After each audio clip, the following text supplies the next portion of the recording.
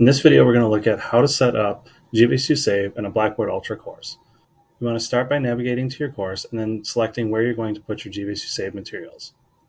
For this course, I'm going to put them in the Course Info folder. Once you determine where you want to place materials, hit the plus and go down to Content Market.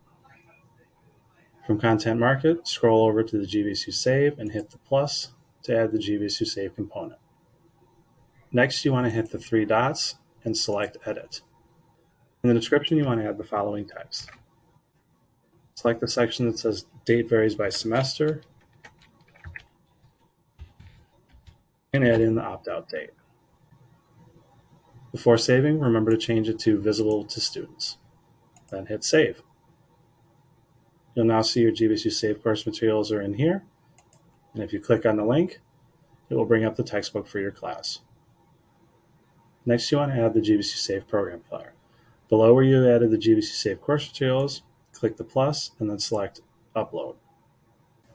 Navigate to your computer where you have the flyer saved and select the flyer GVSU Save-flyer_V21 and select Open. Here you can name the file. Make sure that it's set for view and download so students can see it and download it. Click Save. Next, click the three dots and select Edit. Select the pencil at the top and rename this to GVSU Save Program Information.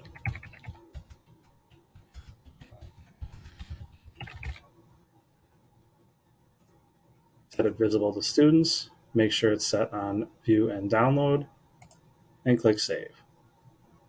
You now have your GVSU Save course materials and the program flyer. If you'd like written instructions on how to set up your GVSU Save course materials, navigate to lakerstore.gvsu.edu/GVSU Save, select Faculty, scroll down to the Resources, and click Blackboard Ultra Instructions. The PDF includes a step-by-step process on how to set up your GVSU Save materials. If you have any questions, don't hesitate to contact us at lakersave@gvsu.edu.